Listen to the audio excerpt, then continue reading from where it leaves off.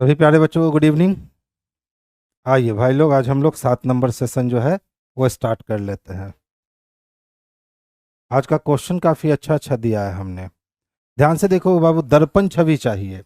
और हम जानते हैं कि जो मिरर इमेज होता है उसमें जो मूवमेंट होते हैं वो राइट टू लेफ्ट और लेफ्ट टू राइट होते हैं। यानी के की जो पोजीशन है ना वो इस तरह से हो जानी है, लगभग सारे में है।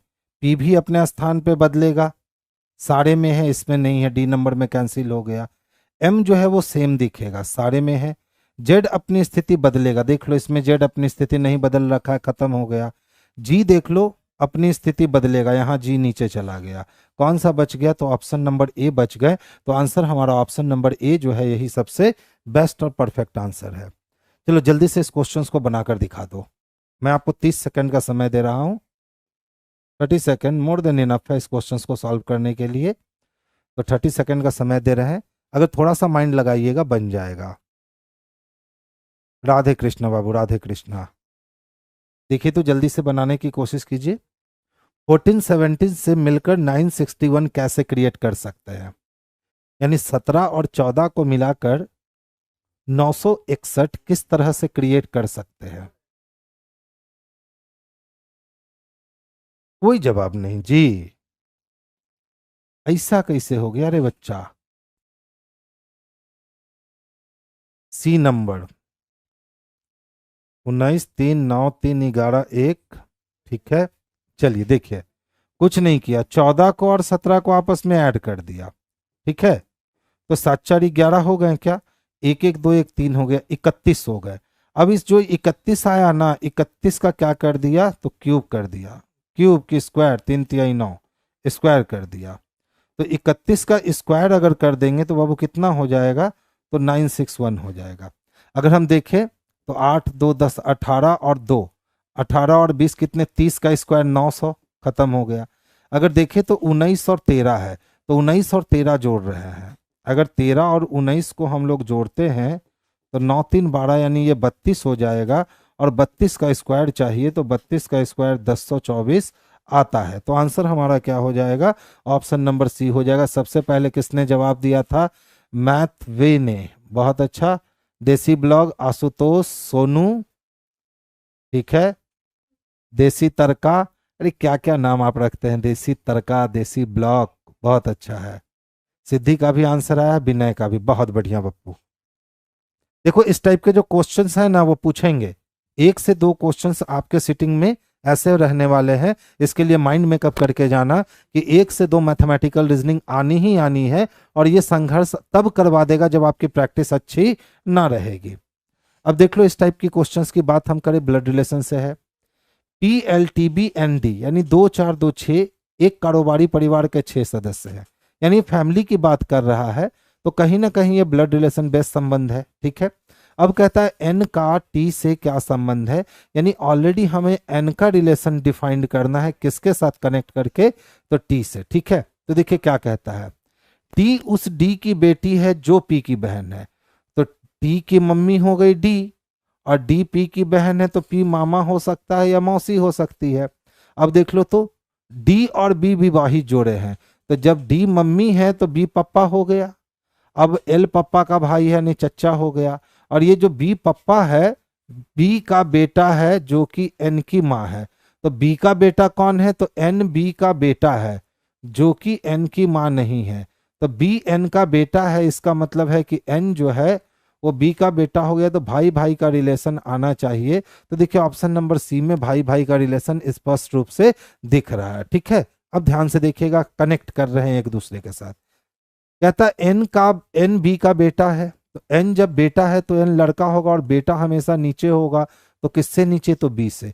जो एन की माँ नहीं है, तो बी जब एन की माँ नहीं है तो बी एन के पप्पा है। अब कहता है एल बी का भाई है, तो एल जो है ना बाबू ये बी का भाई है। फिर कहता है डी और बी विवाहित हैं, तो जब डी और बी विवाहित हैं तो डी लड़की हो गई। अब कहता है टी उस डी की बेटी है, टी उस डी की बेटी है जो पी की बहन है, यानी डी जो है ना बाबू ये पी की बहन है। तो पी लड़का है या लड़की हम स्पष्ट नहीं कह सकते। हमारा रिलेशन पूरी तरीके से ये बन करके जो है ना तैयार हो गया। अब पूछा जा रहा है टी एन का टी से क्या संबंध है, यानी हमें एन का रिलेशन फाइंड आउट करना है, किसके साथ जोड़कर, तो टी से जोड़कर। तो टी के ऊपर कोई महिला है यानी टी की माँ, और माँ के पति हो गए पिताजी, और पिताजी का जो पुत्र होगा वो भाई कहलाएगा। तो भाई किस में दे रखा है, तो ऑप्शन नंबर सी में दे रखा है। तो हम लोग ऑप्शन नंबर सी को ही परफेक्ट आंसर बनाएंगे। नेक्स्ट वन देखोगे, देखिए इस टाइप के क्वेश्चंस में लगभग सेट में डाल रहा हूं। क्यों ऐसा कर रहा हूं, क्योंकि लगभग सेट में आपके ये क्वेश्चन डाले गए हैं। हर दूसरे तीसरे सेट में आपको एक क्वेश्चन ऐसा देखने को मिला है। तो देखो क्या पूछता है, सर बता दो सभी कूट में केवल 2 अक्षर वाले कूट शब्द हैं, तो उसी कूट भाषा में काउंट को क्या लिखोगे। तो सबसे पहले काउंट को ढूंढना है। गुड डिड्स पे ऑलवेज, ऑल योर डिड्स काउंट। देखिए काउंट मिल गया ना। अच्छा काउंट्स को कौन जानता है, तो डिड भी जानता है, ऑल भी जानता है, योर भी जानता है। तो डिड के लिए डिड यहाँ कैंसिल हो गए, ठीक है। यानी ऊपर वाले में और नीचे वाले में केवल डिड ही कॉमन था, तो हमने एक एलिमेंट को काटना है। तो एक एलिमेंट कौन है, तो टी आर है, यानी प्लेस के अकॉर्डिंग नहीं चल रहा है। अब देख लो, तो ऑल के लिए हम ऑल को डिस्ट्रॉय कर सकते हैं। तो ऑल के लिए ऑल को काटोगे तो क्या ओडी कटेगा। अच्छा बताओ, योर को आप कहीं से भी काट सकते हो, नहीं काट सकते हो, यानी एस एन और यूएम में से कोई एक चाहिए। तो ऐसा ऑप्शन किस में दिख रहा है, तो स्पष्टता आपको बी नंबर ऑप्शन में देख लेना चाहिए कि सर वहीं एस एन या यूएम दे रखा है। तो इस कंडीशन में इसका आंसर हम लोग बी नंबर लगाने वाले हैं।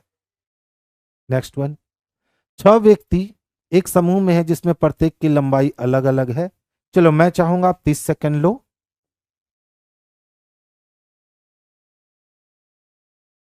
30 सेकंड में इस क्वेश्चंस को जो है ना वो सॉल्व करके दिखाओ जल्दी से।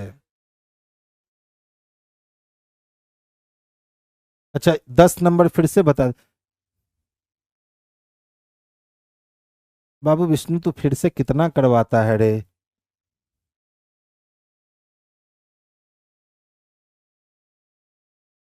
देखिए इसमें होता कुछ नहीं है, सिर्फ कॉमन वाले को काटना होता है। पूछा गया है किसका, काउंट का। काउंट को डीड जानता है, काउंट को योर जानता है, काउंट को ऑल जानता है। अगर ऑल कहीं और है तो उसको काट दीजिए। तो यहाँ गुड डिड पे है, यहाँ पे ऑल बिल्स है, तो यहाँ भी ऑल दिखा और यहाँ भी ऑल दिखा, यानी इस दोनों में केवल ऑल कॉमन है। तो जब कोडिंग हिस्से में एक कॉमन है तो डिकोडिंग हिस्से में भी एक कॉमन होगा, वो डिकोडिंग हिस्सा में ओडी कॉमन है, तो ऑल के लिए ओडी हो गया। अच्छा फिर से देखो, इस वाले में डिड्स कॉमन है और ऊपर भी डिड्स कॉमन है, तो फर्स्ट और थर्ड में सिर्फ डिड्स ही कॉमन है। तो फर्स्ट और थर्ड के डिकोड में भी एक कॉमन होगा, वो कॉमन क्या है, तो टी आर है, ठीक है। अब बच क्या गया, तो एक योर बच गया और एक काउंट बच गया। तो हम योर के लिए यूएम कहेंगे कि योर के लिए एस एन कहेंगे, नहीं कह सकते हैं। इसी तरह काउंट के लिए एस एन कहेंगे या काउंट के लिए यूएम कहेंगे, नहीं कह सकते हैं। इसीलिए हमारा आंसर ऑप्शन नंबर बी से हो गया। तो विष्णु थोड़ा सा पेशेंस रखा कर, बाद में वीडियो को देख लेगा ना बच्चा तो हो जाएगा। नासिर भाई देखिए ना, ये ऐसे नहीं चल रहा है, गर्मी बढ़ रही है क्लास की। फैन चलेगा, तो इसको चलाइए, नहीं तो पता चला हम भीग गए। देखिए बाबू कितने व्यक्ति हैं, 6 व्यक्ति हैं। अब कहता है एस भी ओ वाई एक्स टी एक समूह में है जिसमें से प्रत्येक की लंबाई अलग अलग है। तो 6 व्यक्ति हैं, तो 6 व्यक्ति की बात कर रहे हैं, उनमें से प्रत्येक अलग अलग कक्षा में है। अब सोचो लंबाई भी अरेंज करने हैं और हमें कक्षा भी अरेंज करने हैं।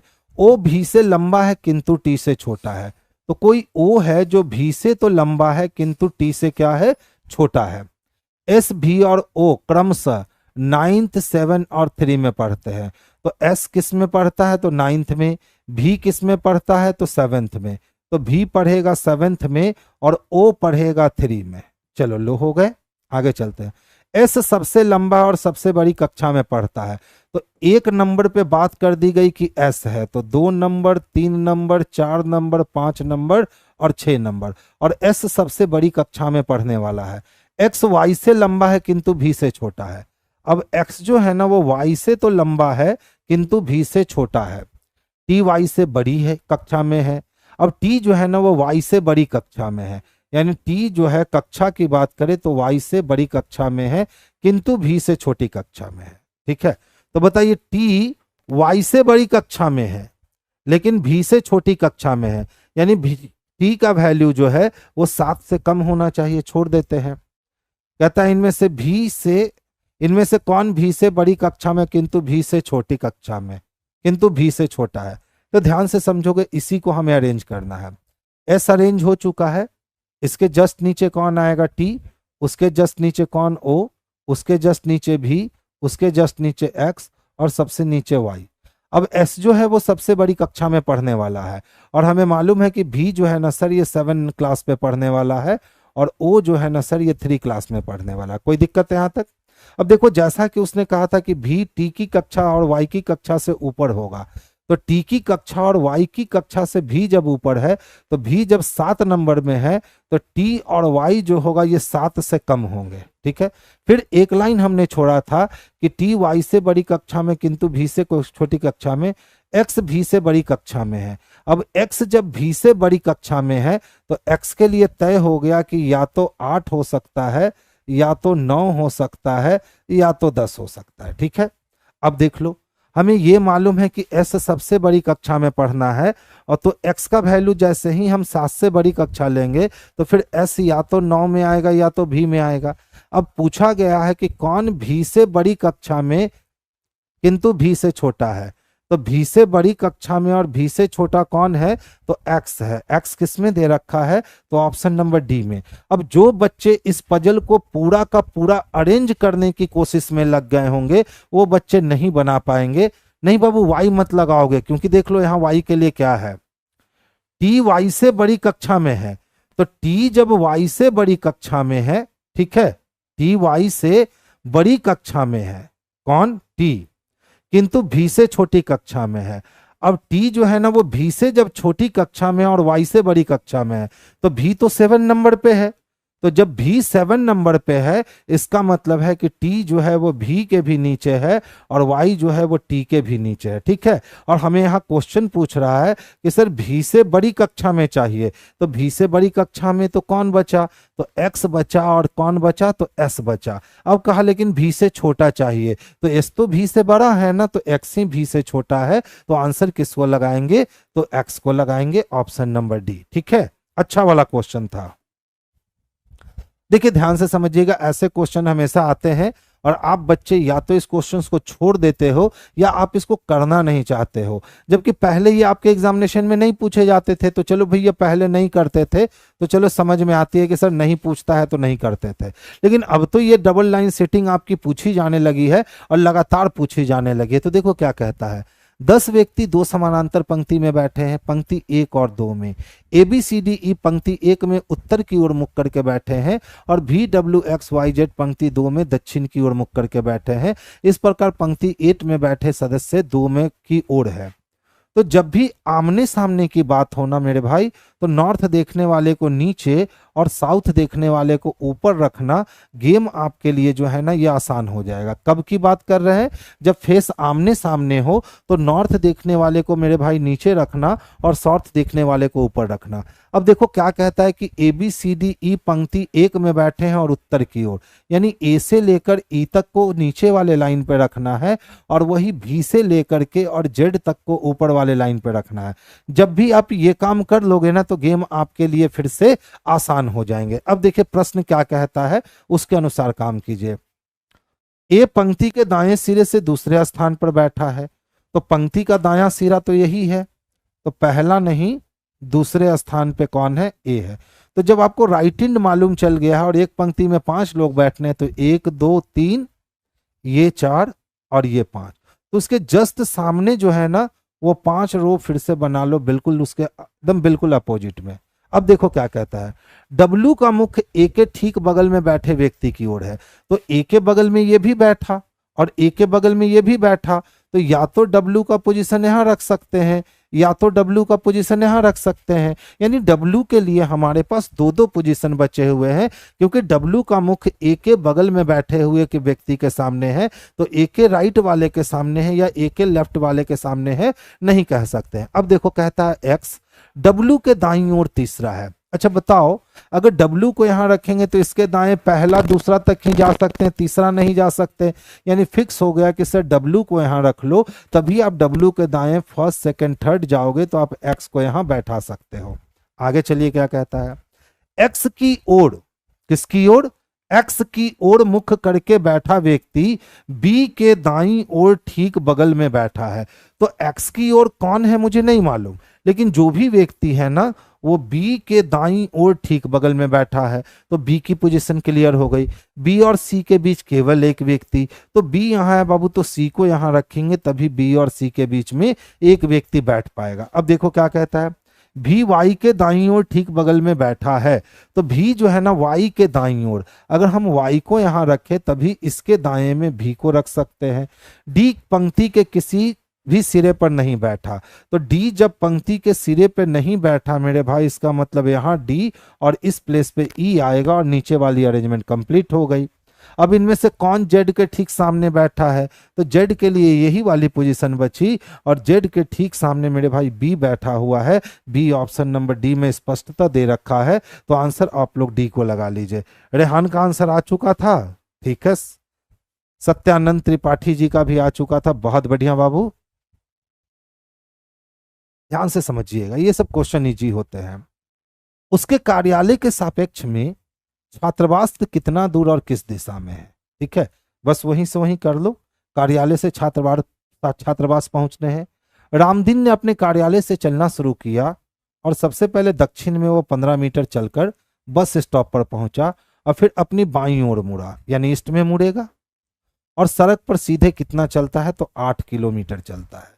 वहां से वो अपने बाईं ओर मुड़ता है, तो ईस्ट से बायां मुड़ने का मतलब है वो नॉर्थ में जाएगा और 15 किलोमीटर चलकर केंद्रीय पुस्तकालय पहुंचता है। इसके बाद पुनः वो बाईं ओर मुड़ता है, तो नॉर्थ से बायां मुड़ने का मतलब वेस्ट में मुड़ेगा, 4 किलोमीटर चलकर अपने छात्रावास पहुंच जाता है। अब पूछ रहा है उसके कार्यालय के सापेक्ष में उसका छात्रावास कितना दूर और किस दिशा में है, तो जो भी अपोजिट डायरेक्शन है आप उसको काट लो। तो साउथ 15 से नॉर्थ 15 कट गए, ईस्ट 4 से वेस्ट 4 कट गए, यानी ईस्ट में बच गया 4, तो ईस्ट में 4, दक्षिण की ओर 4, पूरब की ओर 4, देखो पूरब की ओर 4 ऑप्शन नंबर सी में दे रखा है, तो आंसर हमारा ऑप्शन नंबर सी हो जाएगा, ठीक है। चलिए 30 सेकंड लीजिए, बनाकर दिखाइए। बनने चाहिए बाबू सारे लोगों से, अच्छा क्वेश्चन है। थोड़ा सा दिमाग खर्च करो, थोड़ा सा दिमाग खर्च करोगे बन जाएगा, क्योंकि क्वेश्चन में ज्यादा कुछ किया नहीं गया है, बहुत इजीली तरीके से इसको दे दिया गया है। अच्छा चलो हिंट दे देता हूं, प्लस माइनस की क्रिया इसमें होनी है, ठीक है, प्लस माइनस की क्रिया इसमें होनी है, हमने आपको हिंट भी दे दिया। अब कोशिश करो बनाने की।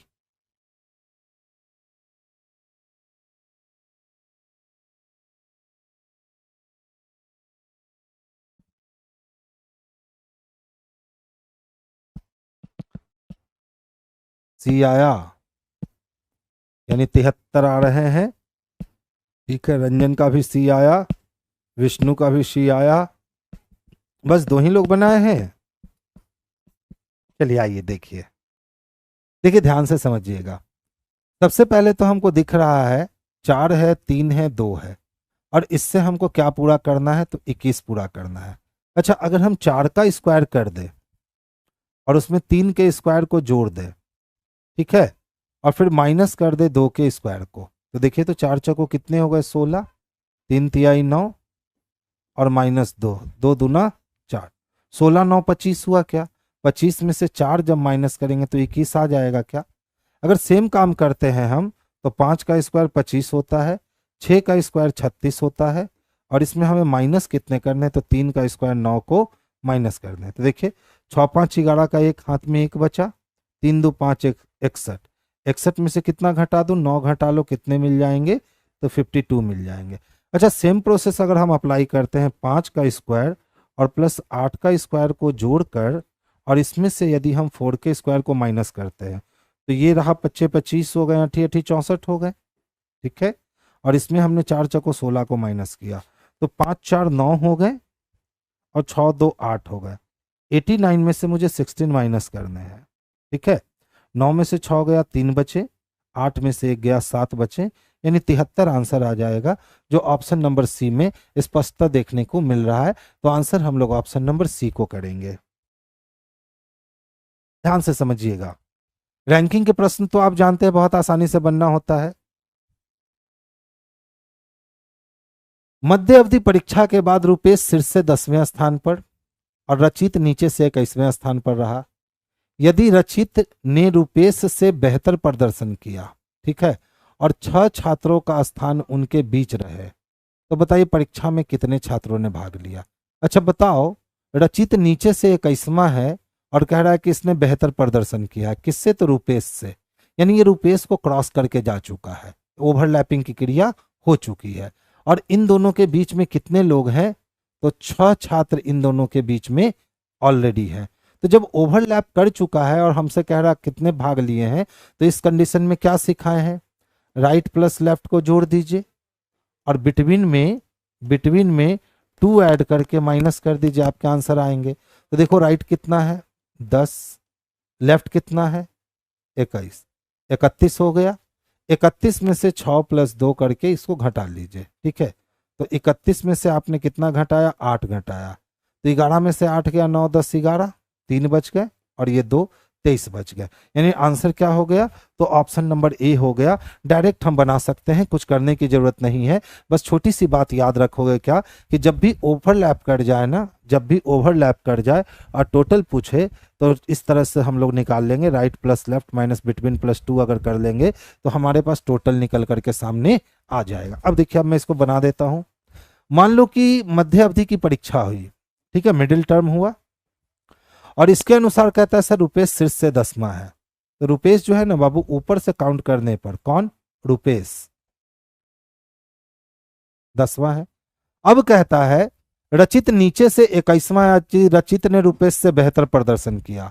तो सोचने वाली बात है कि रचित ने जब रुपेश से बेहतर प्रदर्शन किया तो रचित तो रुपेश से ऊपर होगा, और नीचे से उसका स्थान रचित का कितना है? 21। ये किसका पोजीशन है? तो ये रचित का पोजीशन है, ठीक है। अब कहता है सर इनके बीच में 6 स्टूडेंट है, इनके बीच में कितने स्टूडेंट है?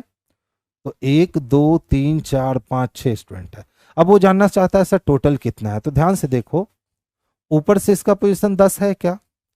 ये इसका पोजीशन 21 है, तो 21 से पहले 20, 19, 18, 17, 16, 15, 14, यानी कि अगर रुपेश जहां पे है वहां पे अगर रचित को देखने जाएंगे तो रचित का पोजीशन मात्र 14 ही मिलेगा। तो एक ही व्यक्ति का पोजीशन जब दोनों साइड से मिल चुका है तो हम क्या करेंगे? तो 14 + 10 करेंगे और 1 को इसमें से माइनस कर लेंगे। तो 14 और 10 कितने हो जाते हैं मेरे भाई? 24, और 24 में से 1 माइनस किया तो कितने हो गए? 23।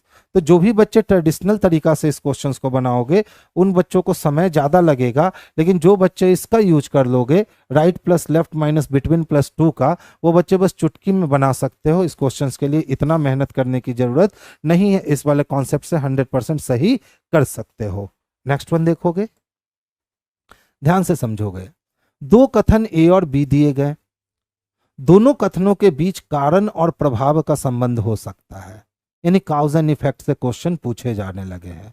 ये दोनों कथन या तो किसी एक उभयनिष्ठ कारण या स्वतंत्र कारण के प्रभाव हो सकते हैं, या ये कथन बिना किसी संबंध के स्वतंत्र कारण भी हो सकते हैं। अब कहा दोनों कथनों को पढ़िए और इसका विकल्प का चयन कीजिए। केबीसीएल ने एयरलाइंस को अपना तेल बेचने का फैसला किया है। अब केबीसीएल कोई तेल बेचने वाली कंपनी है, और ये तेल बेचने वाली कंपनी जो है इसने क्या किया कि अब बोला कि भैया हम एयरलाइंस को ही अपना तेल बेचेंगे, ये फैसला कर लिया। और दूसरा कहता है कि एयरलाइंस ने पिछले महीने से तेल की खरीद मूल्य बढ़ा दी। तो सोचिए, इन दोनों को पढ़ने पर पता चल रहा है कि कारण क्या बना कि एयरलाइंस ने पिछले महीने से तेल की खरीद मूल्य बढ़ा दी। यानी जो भी एयरलाइंस वाले थे उन्होंने कहा कि भैया पहले हम 100 रुपये लीटर लिया करते थे, अब हम आपको 130 रुपये लीटर तेल ले लेंगे। तो अब क्या हुआ कि केबीसीएल कंपनी ने जो कहा उसने एयरलाइंस को अपना तेल बेचने का फैसला किया। इसका मतलब ए काउज बन रहा है और बी इसका इफेक्ट बन रहा है, यानी 2 नंबर जो है ना ये कारण बन जा रहे हैं। और उसका प्रभाव किस पे पड़ा, तो उसका प्रभाव केबीसीएल कंपनी पे पड़ा कि पहले वो अपना तेल किसी को भी बेच लेता था, लेकिन जैसे ही एयरलाइंस वाले ने कहा कि भैया हम अपना मूल्य बढ़ा रहे हैं, हम तेल आपसे महंगा में खरीदेंगे, तो अब केबीसीएल कंपनी बोले कि अब तो हम एयरलाइंस को ही तेल बेचेंगे। तो बी कारण और ए प्रभाव हो गया, यानी दो कारण और ए प्रभाव ऑप्शन नंबर बी में स्पष्टता देखने को मिल रहा है। तो आंसर हमारा ऑप्शन नंबर बी जो है ये बेस्ट और परफेक्ट आंसर है। नेक्स्ट देखोगे, देखिए अमरूद अंगूर के पिता का इकलौता भाई है, आम सेब की माँ है, सेब कीवी का भाई है, सेब के नाना की पत्नी अंगूर की दादी भी है, आम का अमरूद से क्या संबंध है। तो हमें आम का अमरूद किससे जोड़ना है, तो अमरूद से जोड़ना है। किसका संबंध, आम का। तो देखिए अमरूद किसको जानता है, तो अमरूद अंगूर को जानता है।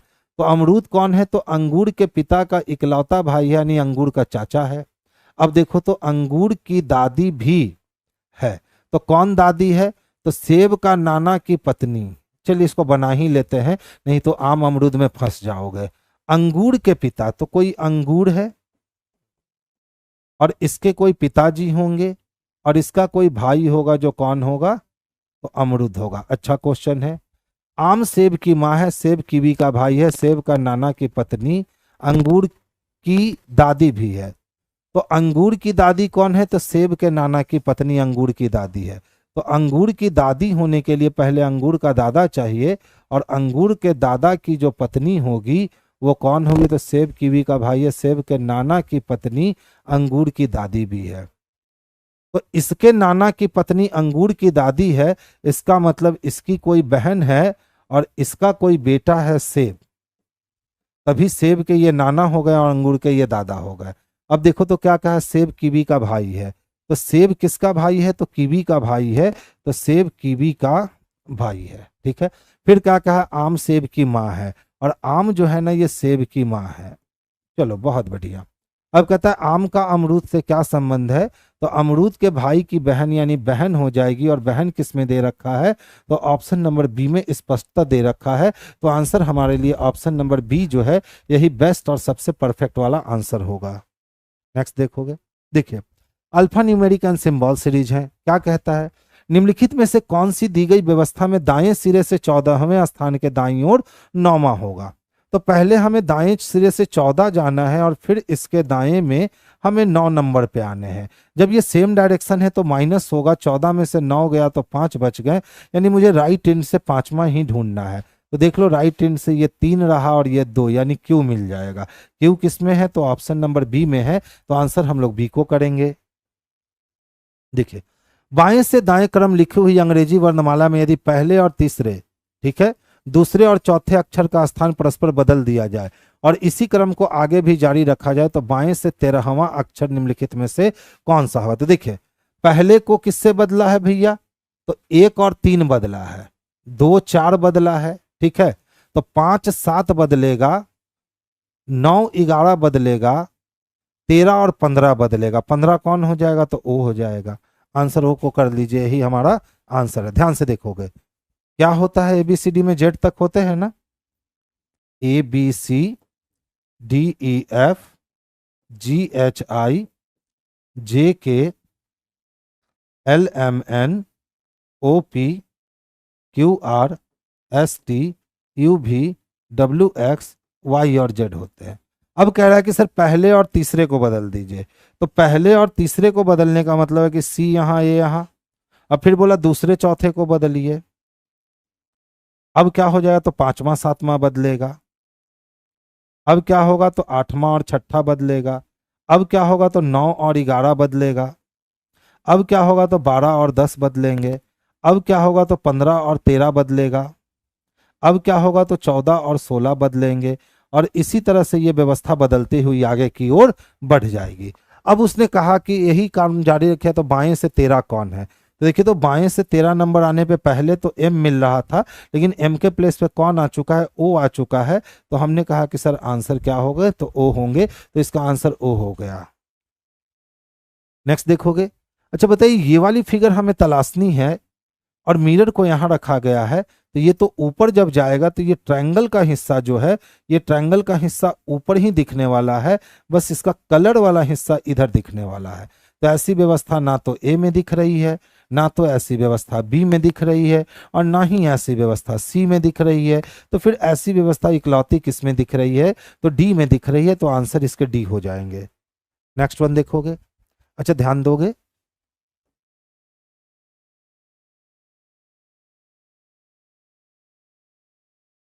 ठीक है, क्या लिखता है, V Z N F X J L लिखता है, ठीक है।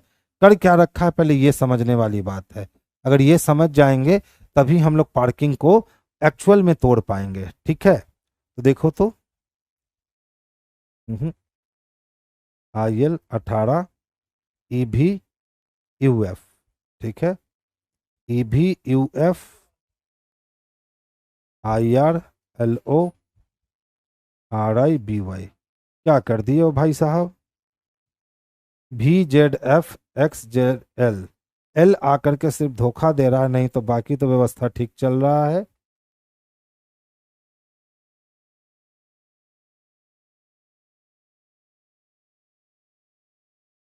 बढ़ा घटा घटा बढ़ा घटा, 18 में 4 जोड़ देंगे तो 22, अब 5 में 5 घटा दिए, अब 4 में 6 नहीं, 12 में 6 घटाए नहीं, 9 से 24 हो गया। देखिए तो कोई लॉजिक निकालिए, क्वेश्चन तो अच्छा है, जब मुझे इतना देर रोक दिया है इसका मतलब क्वेश्चन ये अच्छे हैं।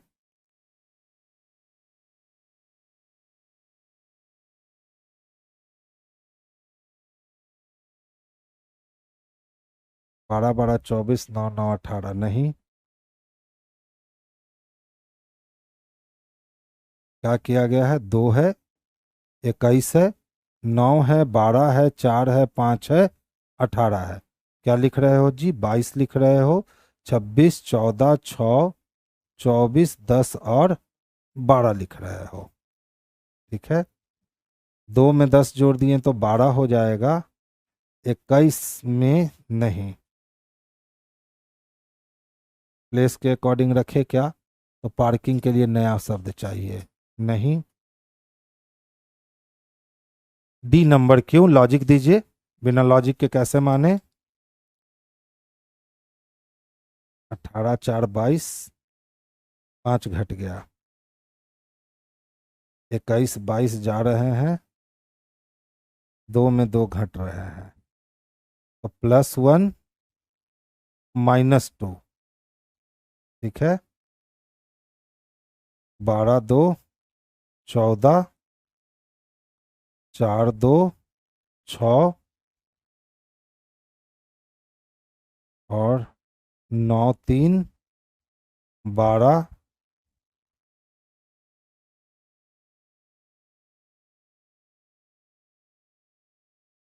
वर्णमाला के क्रम में अगर अरेंज करेंगे तो पहले बी आएगा, बी के बाद डी आएगा, नहीं, UILDER, बिल्डर को VZN FXJL लिखता है,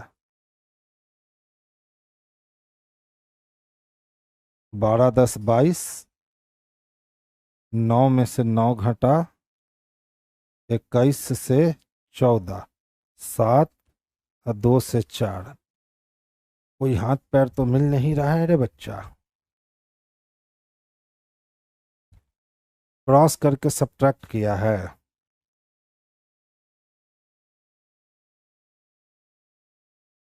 वही तो करके देख लिए ना, नहीं जा रहा है, देखो 18 से 22 होने के लिए हम लोग को प्लस करना पड़ेगा, ठीक है, और इसमें माइनस करना होगा, फिर इसमें प्लस, इसमें माइनस, इसमें प्लस, इसमें माइनस और इसमें प्लस करने होंगे, तो 18 से अगर 22 हम आते हैं तो +4 करते हैं, लेकिन 5 से 26 जाने के लिए -5 करना होगा, 4 से 14 आने के लिए +10 करना होगा, और 12 से 6 आने के लिए -6 करने होंगे। अब देख लो, जैसे ही ये करोगे तो ये सीरीज मेंटेन नहीं कर पा रही है, और जब तक सीरीज मेंटेन नहीं करेगा तब तक हम इसका आंसर दे नहीं पाएंगे। तो देखिए 18 से 22 होने के लिए अगर 4 जोड़ दिया है तो 7 में 4 जोड़ेंगे तो 11 ऑप्शन में नहीं है। और कोई ऑप्शन ढूंढा जाए।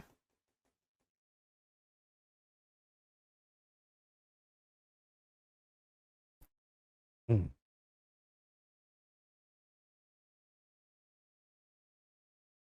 3-3 बांटते हैं। चलिए, अब पेन चलाना ही पड़ेगा, बहुत देर से सोच रहे थे बिना पेन के इसको सॉल्व कर लिया जाए।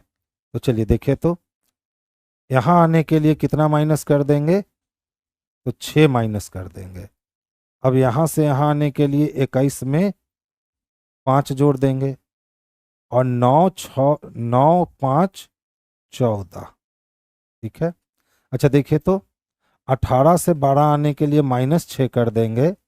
यहाँ हम लोग 5 जोड़ देंगे और यहाँ पे हम लोग 24 चाहिए, तो 30 में से 24 आने के लिए -6 कर देंगे।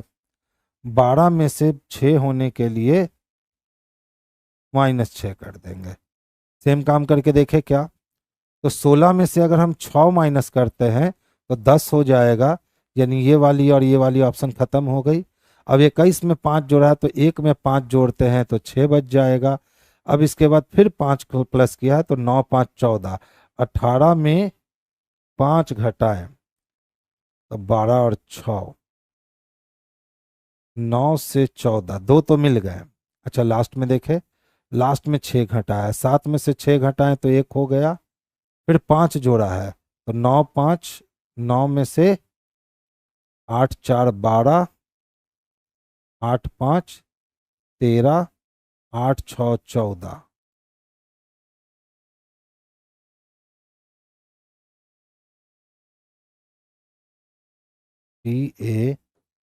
PARKING। 6 में 6 घटाओगे 10 होंगे। उसके बाद +5 करोगे 6 होंगे। उसके बाद फिर -6 करोगे 12 होंगे। उसके बाद फिर -6 करोगे तो 5 होंगे। उसके बाद 9, 5 +5 करोगे 14 होंगे। उसके बाद 6 घटाओगे 8 होंगे। उसके बाद 7 है ना, 7 में 6 घटाओगे ए होंगे। यानी -6 +5, -6 -6 दो बार, +5, फिर -6 -6 दो बार। पहले -6 किया फिर +5 किया। अब देख लो यहाँ पे क्या होने चाहिए थे, तो 2 बार -6 होने चाहिए थे। 2 बार क्या होने चाहिए थे, -6 होने चाहिए थे। यहाँ आई को डिस्टर्ब कर रहा है, ये आई बस हम लोग को क्या कर रहा है, तो डिस्टर्ब कर रहा है। ठीक है, इसका आंसर सी नंबर लगाओ। सिस्टम ये है, -6 +5 फिर 2 बार -6 फिर +5 फिर 2 बार -6, तो आंसर क्या लगा लो, सी लगा लो।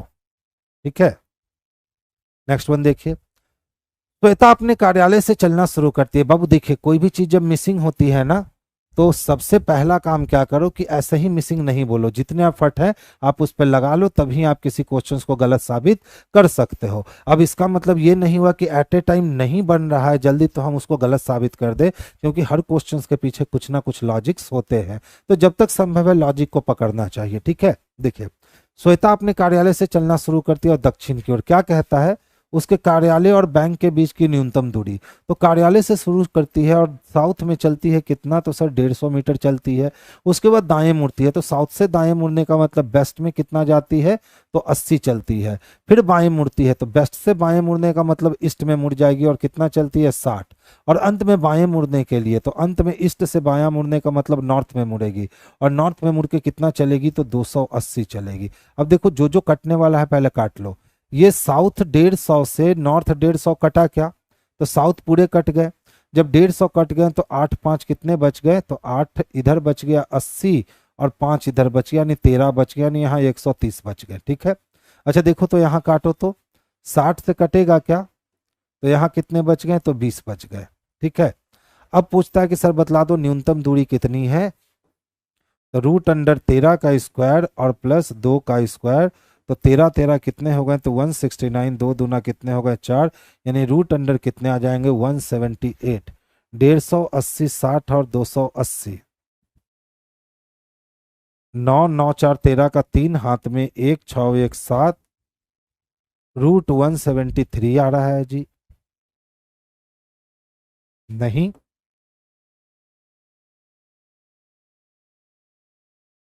ध्यान दीजिएगा, अपने कार्यालय से शुरू करती है और दक्षिण में कितना जाती है, तो 150 मीटर, साउथ में गई 150 मीटर, फिर दाएं मुड़ती है, तो साउथ से दायां मुड़ने का मतलब जाएगी वो वेस्ट में, और वेस्ट में कितना चलती है, तो 80 मीटर। वेस्ट में कितना चलती है, 150 मीटर चलने के बाद वो वेस्ट में चलती है 80 मीटर, तो वो वेस्ट में चली कितना, तो 80 मीटर। फिर कहता है फिर वो बाएं मुड़ती है और 60 मीटर, तो वेस्ट से जब बायां मुड़ेगी तो साउथ में आएगी, तो साउथ में आ गई। ओहो हो, नॉर्थ लिख दिए थे ना, साउथ में आ गई, कितना 60 मीटर। दिमाग अभी भी वहीं चल रहा था। अंत में वो बाएं मुड़ती है और बैंक पहुंचने के लिए एक 280 मीटर चलती है। यहां से वो बाएं मुड़ी और कितना चल रही है, तो 280 मीटर चल रही है। साउथ से बायां मुड़ने का मतलब है कि वो ईस्ट में जाएगी, और ईस्ट में कितना जाएगी, तो 280 मीटर जाएगी। ठीक है, अब देखो कटेगा, 80 से 80 कटा क्या, तो ईस्ट में कितने बच गए, तो 200 बच गए। 150 और 160 कितने हो गए भैया, तो 210 हो गए। यानी 21 का स्क्वायर और 20 का स्क्वायर चाहिए, तो 21 का स्क्वायर और प्लस 20 का स्क्वायर अगर हम करते हैं, तो 21 का स्क्वायर 441 होता है, और 20 का स्क्वायर कितने हो जाएंगे, तो 400 हो जाएंगे। यानी रूट अंडर कितना आ गया, तो 4 4 841 आ जाएगा। अच्छा बताओ, तो रूट अंडर 841 किसके लिए होता है, रूट अंडर 841 किसके लिए होता है, तो 41 के लिए होता है।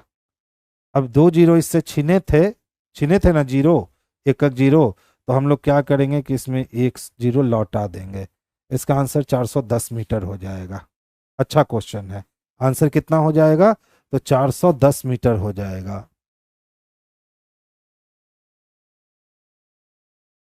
विकास सर कहाँ है, बीएसएससी का क्लास क्यों नहीं ले रहे हैं बाबू, अभी विकास सर की तबीयत थोड़ी जो है ना वो तंग चल रही है। ध्यान से देखोगे, कहता है यदि आकृति को 135 डिग्री वामावर्त और फिर 45 डिग्री दक्षिणावर्त घुमाएं तो कौन सी आकृति मिलेगी। अच्छा बताओ, 45 डिग्री क्लॉकवाइज और 135 डिग्री एंटी क्लॉकवाइज अपोजिट है, यानी हमको ऑलरेडी एंटी क्लॉकवाइज 90 डिग्री घुमाना है।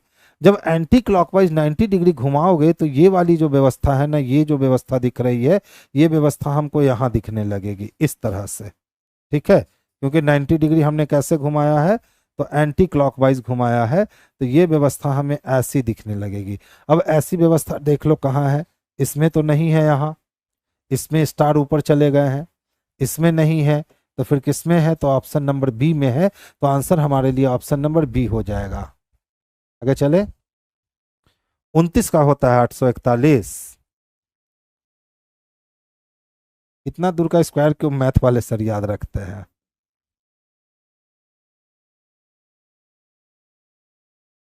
29 का 841 हो जाएगा जी, नहीं, 29 का स्क्वायर, हाँ 30 का स्क्वायर 900 होता है। आइए देखिए, एक ही पासे की 4 अलग अलग अवस्थाएं दर्शाई गई हैं 1 से 6 तक। पूछता है 5 वाले फलक के विपरीत, तो 5 वाले को ढूंढो, तो कहाँ है, बस यही है ना। अच्छा 5 को कौन जानता है, तो 4 1 जानता है, कहीं और 4 1 है, तो हाँ सर 4 1 है। 4 1 कॉमन हो गया, और 5 का अपोजिट कौन हो गया, तो 6 हो गया। अब तो डाइस सब का क्वेश्चन आता होगा तो आप लोग हंसते हंसते बना देते होगे ना। नेक्स्ट देखिए, चले, 6 विद्यार्थी हैं, अभय भानु चारू डेविड एकता और फरहीन एक स्कूल में शीर्ष 6 रैंक धारक है। तो कितने रैंक धारक हैं, शीर्ष 6, 1 2 3 4 5 और ये 6। अब देख लो क्या कहता है, ध्यान से समझना। कहता है भानु का रैंक चारू और डेविड के रैंक के बीच में है। तो भानु का जो रैंक है ना बाबू, वो किसके बीच में है, तो चारू के रैंक और डेविड के रैंक के बीच में है, वाइस वर्सा केस। अब देखो क्या कहता है, चौथे स्थान पे भानु है, तो चौथे स्थान पे कौन है, तो भानु है। इसका मतलब चारू और डेविड का स्थान फिक्स हो चुका है, यहीं पे से कहीं होना चाहिए। अब कहता है एकता और डेविड के रैंक के बीच दो विद्यार्थी। अब सोचो, अगर हम एकता को कहाँ रखते हैं, डेविड को यहाँ रखते हैं, तो एक और दो विद्यार्थी छोड़ के एकता को रख सकते हैं। अगर डेविड को यहाँ रखे तो एक और दो छोड़ करके एकता को रख सकते हैं। यानी कोडिंग करना होगा कि एकता और डेविड के बीच दो विद्यार्थी हैं, वाइस वर्सा केस। आगे चल दीजिए, फिर देखिए क्या कहता है, दिए गए सभी विद्यार्थियों में से एकता सबसे निचले रैंक पे है। अब लीजिए बतला दिया कि सर एकता जो है ना सर, वो सबसे निचले रैंक पे है, तो एक और दो छोड़ करके यहाँ बाबू कौन आ जाएगा, तो डेविड आ जाएगा। और डेविड और चारू के बीच में कौन, भानु के बीच, डेविड के बीच और चारू के बीच कौन है, तो भानु है, तो चारू यहाँ आ गई। यानी एक और दो पोजीशन बचे हुए हैं। अभय का रैंक फरहीन के रैंक से नीचे है, तो अभय का जो रैंक है वो किसके नीचे है, तो फरहीन से नीचे है। अरेंजमेंट 6 रैंक धारक का कंप्लीट हो गया। क्या पूछ रहा है, सर बताइए पांचवें रैंक पे कौन है, तो पांचवें रैंक पे चारू है, और चारू किस में दे रखा है, तो चारू सी में दे रखा है, तो आंसर भी हमारा ऑप्शन नंबर सी हो जाएगा। मैथ की क्लास आपकी नहीं चल रही है, मैथ की क्लास तो आपकी चल रही होगी। अच्छा हाँ, अमरजीत सर के घर पे कुछ काम आ चुका है, तो वो गांव गए हुए हैं, इसीलिए थोड़ी मैथ की क्लास जो अभी आपकी है ना 2 दिन से डिस्टर्ब होगी। 2 दिन से डिस्टर्ब है ना, हाँ सर घर गए हुए हैं, अभी कोई भी क्लास नहीं ले रहे हैं। आपके 2 केस बन रहे हैं, नहीं बनेंगे, दूसरा केस गलत हो जाएगा, ठीक है। ध्यान से देखिएगा क्या कहता है, 13 16 से 52 लाना है। अगर हम 13 और 16 की बात करें तो 6 3 9 हो गया, 1 1 2 हो गया, 29 हो गए। 6 3 9 1 1 2 29। अगर 29 को हम 2 से गुना कर दे तो 9 दूना 18 हो गया, और 2 दूना 4 1 5, और 6 माइनस कर ले, ठीक है। 24 और 15 को जोड़े तो 5 4 9 हो गए, 2 1 3, 39 दूना कर दे, नहीं, कोई और लॉजिक देना होगा। हाँ देख लो, ये भी 4 से डिविजिबल है, ये भी 4 से डिविजिबल है, और ये भी 4 से डिविजिबल है। अगर इनको हम 4 से भाग दे देते हैं तो देखिए तो ये क्या हो जाता है, तो 4 चक्को 16 हो जाते हैं, तो 13 को 4 से गुना कर दे 52। अगर 24 को 4 से भाग देते हैं तो ये 6 होता है, तो 15 को 6 से गुना कर दिए तो 90, और 36 को अगर हम 4 से भाग दे तो 9 होता है, तो 23 को 9 से गुना कर दीजिए, 9 तिया 27 का 7 हाथ में बच गए 2, 9 दूना 18 और 2 20, यानी 207 आएगा। 207 ऑप्शन नंबर ए में स्पष्टता देखने को मिल रहा है, तो आंसर हमारा ऑप्शन नंबर ए जाएगा, ठीक है। नेक्स्ट वन देखोगे, अब कहता है घेघा सूखा रोग चेचक, ठीक है। कहता है सर्वोत्तम रूप से दर्शाता है, तो क्या, संक्रमण रोग, किसी चीज के कमी के कारण होने वाले रोग, घेघा रोग, सूखा रोग, और चेचक। तो देखिए चेचक जो है ना वो संक्रमित पार्ट में आता है, चेचक किस में है, संक्रमित पार्ट में है, तो हम देख सकते हैं यहाँ चेचक का संक्रमित है। और किसी चीज की कमी के कारण, तो घेघा रोग जो होता है ना आयोडीन की कमी के कारण होता है, और सूखा रोग जो होता है वो विटामिन ई की कमी के कारण होता है। तो ऑप्शन नंबर ए का चयन कीजिए। ये हुआ चेचक और ये हुआ संक्रमण रोग, तो चेचक संक्रमण रोग का हिस्सा हुआ।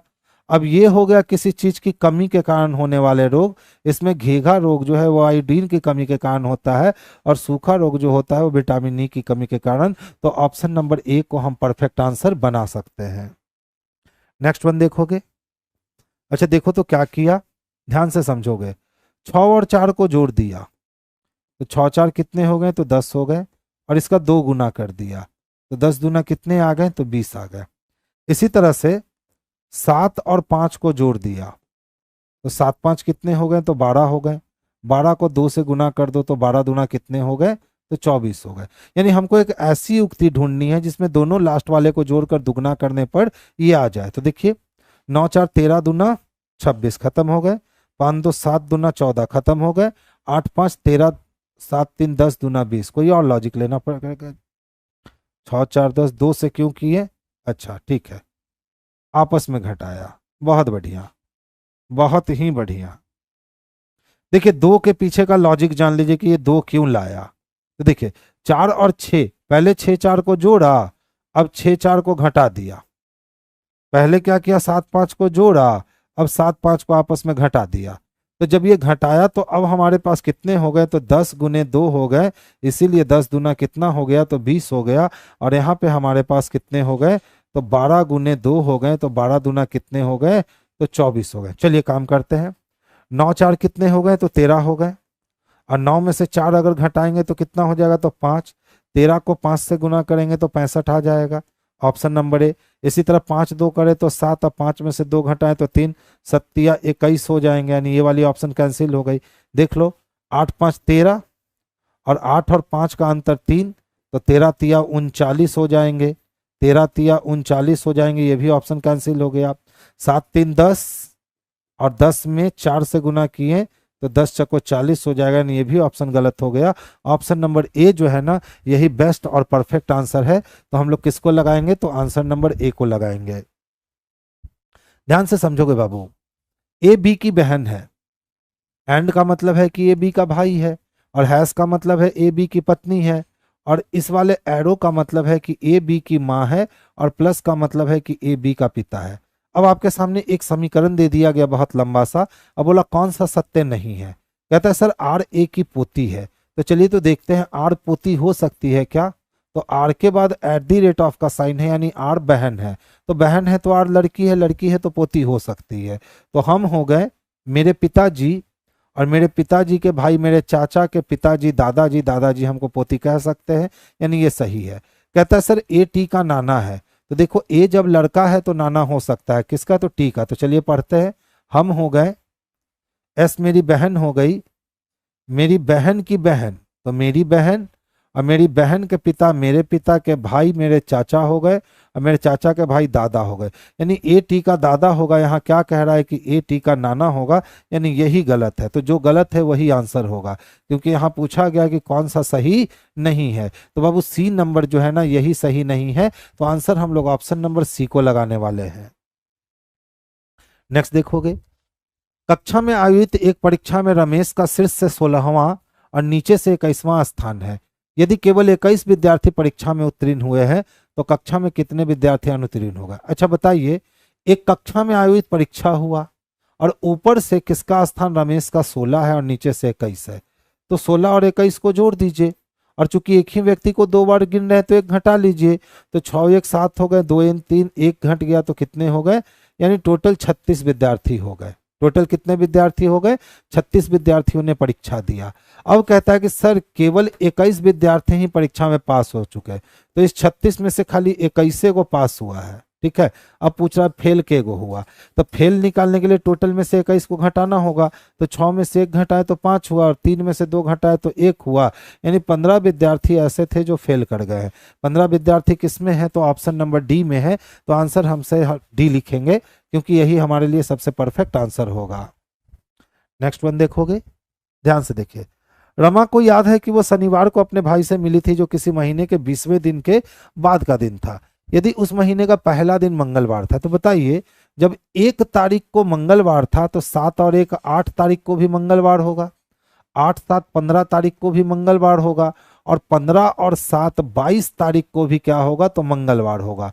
तो जब 22 को मंगलवार हुआ तो मिले थे तो शनिवार को जो 20वें दिन के बाद था, तो ये बुधवार हो गया, ये गुरुवार हो गए, ये शुक्रवार हो गया, और ये शनिवार हो गया। तो 22 है तो ये 23 रहा, ये 24 रहा, ये 25 रहा, और ये 26 रहा, यानी कि वो अपने भाई से कब मिली थी, तो 26 तारीख को मिली थी। और 26 तारीख हमारा किस में दे रखा है, तो डी नंबर में दे रखा है। तो आंसर भी हम लोग किसको लगाएंगे, तो डी नंबर को लगाएंगे। देखिए alpha numeric and symbol series दिए गए हैं। उपर्युक्त श्रृंखला में कितने ऐसे लेटर हैं, जिनमें से प्रत्येक के ठीक पहले एक सिंबल और ठीक बाद में एक संख्या है। तो सिंबल लेटर डिजिट ढूंढना है। अब देख लो, सिंबल लेटर डिजिट मिल गया ना, सिंबल के बाद लेटर नहीं, सिंबल के बाद लेटर नहीं, सिंबल के बाद लेटर नहीं, सिंबल लेटर डिजिट एक और मिल गए, सिंबल लेटर डिजिट, लीजिए एक और मिल गए, सिंबल के बाद लेटर नहीं। तो कितने मिले? तो एक मिले, दो मिले और एक, तीन मिले। तीन किस में दे रखा है बच्चा? तो ऑप्शन नंबर बी में दे रखा है। तो आंसर हमारा ऑप्शन नंबर बी जो है वही आंसर हो गया। विष्णु अब कौन फिर से चाहिए रे? तो कितना फिर से करवाता है रे बच्चा? ध्यान से देखिए, 1 2 3 4 5 6 7 8 9 10 11 12 13 14 15 16 17 18 19 20।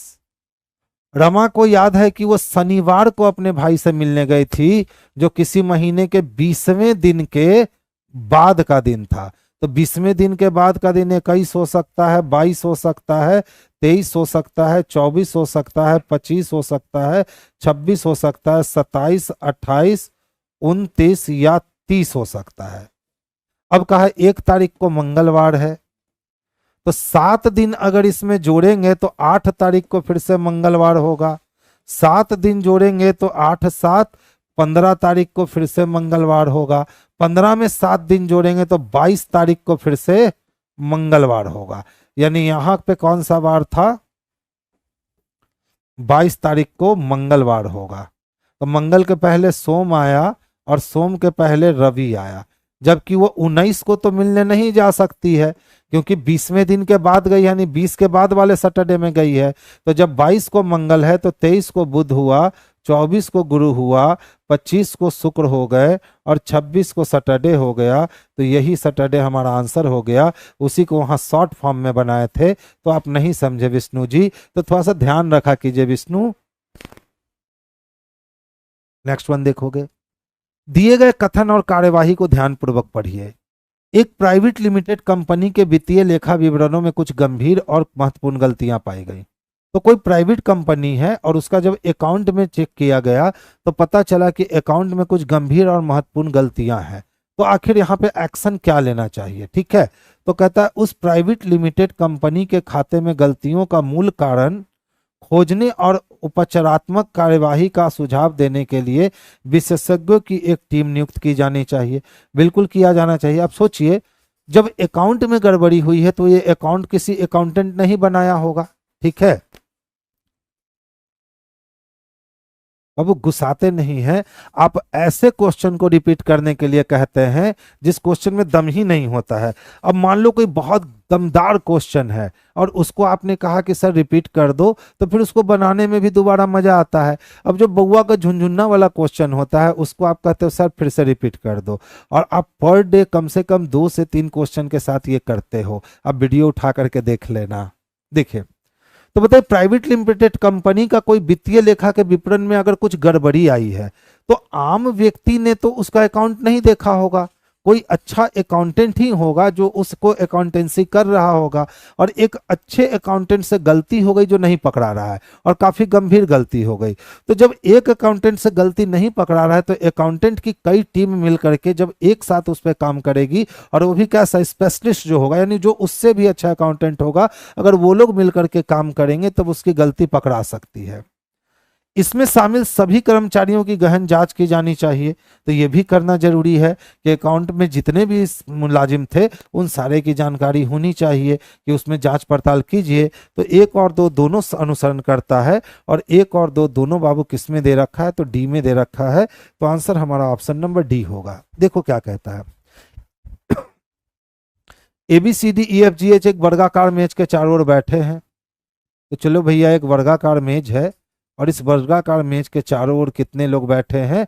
तो कुल 8 लोग बैठे हैं। कितने लोग बैठे हैं? तो कुल 8 लोग बैठे हैं।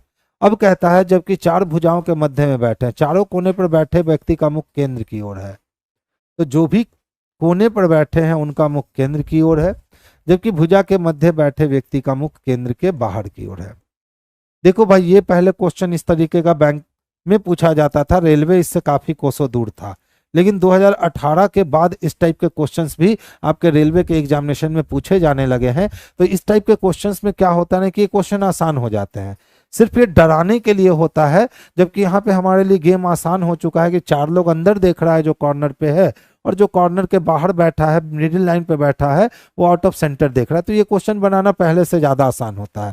अब देखो क्या कहता है, एफ डी के बाईं ओर चौथे स्थान पर है, डी का मुख बाहर की ओर है। तो बताइए डी का मुख कहाँ है, तो बाहर की ओर है, ठीक है। और एफ डी के बाईं ओर, तो डी का दायां डी का बायां, 1 2 3 4, यानी एफ यहां बैठेगा, 2 का काम हो गया। सी एफ के दाईं ओर ठीक बगल में है, तो एफ जब बाहर देख रहा है तो इसका दायां क्लॉकवाइज, यानी सी को यहां बैठना है। अब कहता है ए एच के दाईं ओर तीसरे स्थान पे, बहुत सारे प्लेस खाली हैं, तो जहां भी एच बैठेगा उसके दाएं पहला दूसरा तीसरा कौन बैठेगा, तो ए बैठेगा। अब देख लो बहुत सारे प्लेस कैसे खाली थे, एच को यहां रख ले तो पहला दूसरा तीसरा हो सकता है, अगर हम एच को यहां रख ले तो पहला दूसरा तीसरा हो सकता है, अगर हम एच को यहां रखें तो पहला दूसरा तीसरा नहीं हो सकता, एच को यहां रखें तो पहला दूसरा तीसरा नहीं, यानी एच और ए का ये पोजीशन बन रहा है। अब दोनों में से कौन पोजीशन सही है नहीं मालूम है, छोड़ दो। जी और बीच के बीच में 2 बैठ, तो जी और बी के बीच में कितने व्यक्ति बैठे हैं भाई, तो 2 व्यक्ति बैठे हैं, वाइस वर्सा केस लगा के छोड़ दो। अब कहता है ई बी के दाईं ओर ठीक बगल में है, और उसने कहा सर बी के दाएं ठीक बगल में कौन बैठा होगा, तो ई बैठा होगा, और एफ के बाईं ओर ठीक बगल में बैठा है, तो कौन, तो और किसके लिए, तो ई के लिए। तो ई जो है ना वो एफ के बाईं ओर ठीक बगल में बैठा है, और ई जो है वो बी के दाईं ओर भी ठीक बगल में बैठा है। अब बताओ बी और जी के बीच कितने लोग हैं, 2 लोग हैं, तो 1 और 2 छोड़ के जी को यहां रख नहीं सकते, तो 1 और 2 छोड़ के आप जी को यहां पे प्लेस कर सकते हो। अब कहता है एच ई के दाएं दूसरे स्थान पे बैठा है, तो एच जो है ना वो ई के दाएं, तो ई के दाएं पहला नहीं दूसरा। देखो जिस समय ये कोड हमने किया था उस समय एच की स्थिति फिक्स नहीं थी, लेकिन अब एच की स्थिति फिक्स हो गई। अब एच और ए के बीच में 2 लोग हैं, तो 1 और 2 छोड़कर ए को यहां रख लिया, और हमारे अरेंजमेंट जो है ना वो बन करके कंप्लीट हो गए। अब देखो क्या कहता है, डी के सापेक्ष ए का स्थान कौन सा है, तो अगर डी के रिस्पेक्ट में हम ए को देखने जाएंगे तो डी तो आउट ऑफ सेंटर देख रहा है, तो डी के लेफ्ट में दूसरा होगा, तो बाईं ओर दूसरा ढूंढ लो, बाईं ओर दूसरा ऑप्शन नंबर सी में दे रखा है, तो आंसर हमारे लिए ऑप्शन नंबर सी जो है यही सबसे परफेक्ट और बेस्ट आंसर होगा।